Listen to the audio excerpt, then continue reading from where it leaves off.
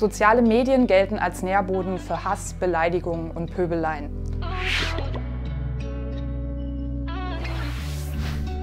Es gibt eine aktuelle Studie von der Landesanstalt für Medien NRW, die hat gezeigt, dass 36% der deutschen Internetnutzerinnen und Nutzer ab 14 Jahren angeben, häufig oder sogar schon sehr häufig selbst Hasskommentare im Internet gesehen zu haben. Und die Zahlen im Vergleich zeigen auch, dass dieser Anteil eher zugenommen hat. Doch was sind die Gründe dafür, dass wir auf sozialen Medien vermeintlich oder tatsächlich immer mehr Hass wahrnehmen? Das erste ist die Tatsache, dass wir natürlich durch das Internet, insbesondere durch soziale Medien, viel mehr Möglichkeiten haben, öffentliche Diskussionen und Debatten zu beobachten. Ich kann sehen, wie Leute zum Beispiel über aktuelle politische Themen diskutieren und eben häufig auch sehr emotional und gegebenenfalls hasserfüllt kommunizieren. Und der zweite Grund hängt recht stark auch damit zusammen. Soziale Medien erleichtern die Verbreitung von Inhalten. Und tatsächlich ist es so, dass vor allem negative, emotional aufgeladene oder polarisierende Beiträge diejenigen sind, die dann auch häufig weitergeleitet werden. Wenn wir dann noch die Empfehlungsalgorithmen der sozialen Medien mit bedenken, die eben gerade solche Inhalte auch präferieren, dann kann man auch so erklären, warum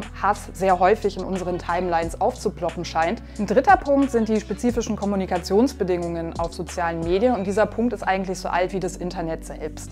Also wir haben natürlich eine Anonymität. Das macht es wahrscheinlich auch ein bisschen einfacher, sozusagen negativ oder hasserfüllt zu kommunizieren. Eng damit zusammenhängt ist die Unsichtbarkeit der Diskussionsteilnehmerinnen. Ich sehe mein Gegenüber in der Regel nicht und insofern fehlen auch wichtige soziale Hinweisreize, die in so direkter Interaktion mich sozusagen in meinem Handeln leiten und eher dafür sorgen, dass ich vielleicht ein bisschen freundlicher kommuniziere. Aber da die auf sozialen Medien eben oft fehlen, ist es dort eben auch wahrscheinlicher, hasserfüllt oder beleidigend zu kommunizieren. Und der vierte Grund, den man auch immer berücksichtigen muss, sind sowas wie motivationale Aspekte und Persönlichkeitsmerkmale. Die Forschung zeigt hier, dass gerade in Momenten, wo ich das Gefühl habe, mein eigener Standpunkt, meine eigene politische Position wird angegriffen, da dann vielleicht auch eher zur hasserfüllter Kommunikation neige. Oder aber eben auch, wenn ich einfach sehr emotional aufgewühlt bin und meiner Meinung Ausdruck verleihen möchte. Was sind jetzt die Folgen von solchen Hasskommentaren? Also ganz generell hat Hass oder haben Hasskommentare natürlich vielfältige negative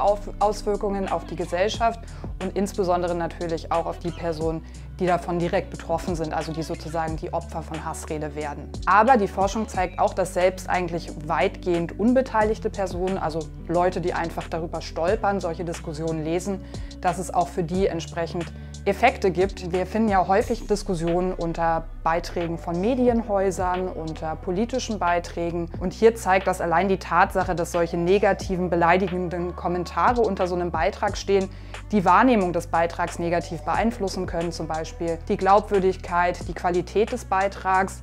Und längerfristig kann sowas natürlich auch zu einem Vertrauensverlust in den Journalismus oder in bestimmte gesellschaftliche Institutionen führen. Eine zweite Folge, die man beobachten kann, sind emotionale Ausstrahlungseffekte. Das heißt, wenn ich Hass lese, dann kann es auch in mir selber sozusagen negative Emotionen evozieren und das wiederum auch dazu führen, dass ich mich vielleicht selber hasserfüllter Kommunikation bediene. Und das führt direkt zum dritten Punkt. Wir sehen recht deutlich in der Forschung, dass die Konfrontation mit Hass auch Auswirkungen auf das eigene Kommunikationsverhalten hat. Wenn ich in sozialen Medien sehe oder in bestimmten Foren, dass hier überall und alle irgendwie so hasserfüllt kommunizieren, dann habe ich das Gefühl, oh, das scheint hier die Norm zu sein. Hier redet man wohl so miteinander und bediene mich eben selber auch entsprechender Kommunikation. Andersrum ist aber auch das genaue Gegenteil denkbar. Das heißt, wenn die Diskussionsatmosphäre sehr positiv, sehr konstruktiv ist, kann eben auch das auf das eigene Kommunikationsverhalten abfärben. Und schließlich, die wohl wichtigsten Effekte sind natürlich die auf die direkt Betroffenen. Hier gibt es natürlich vielfältige negative Auswirkungen, zum Beispiel auf das psychische Wohlbefinden.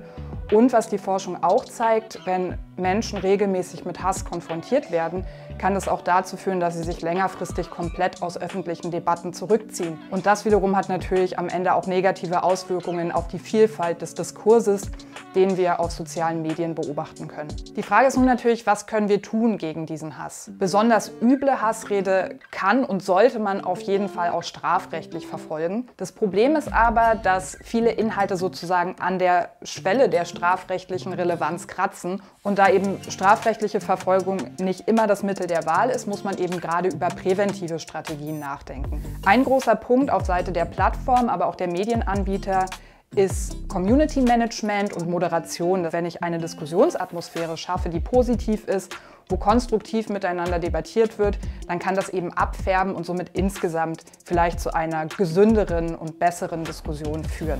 Außerdem ist ein weiterer möglicher Punkt das Ausüben von Gegenrede. Das heißt, wenn ich als einzelne Nutzerin Hass im Internet sehe, kann ich mich natürlich aktiv dagegen stellen und zum Beispiel selber einen Kommentar schreiben, wo ich die Argumente entkräfte oder einfach nur sozusagen einen positiven Impuls entgegensetze, damit der Hass nicht alleine steht, sondern auch andere Leute sehen, okay, hier steht vielleicht sogar die Mehrheit hinter der angegriffenen Person. Und schließlich ein ganz wichtiger Punkt, gerade für die jüngere Generation, ist die Förderung von Medienkompetenz. Das heißt erstmal die Fähigkeit, überhaupt Hasskommentare zu erkennen, gerade so versteckten Hass.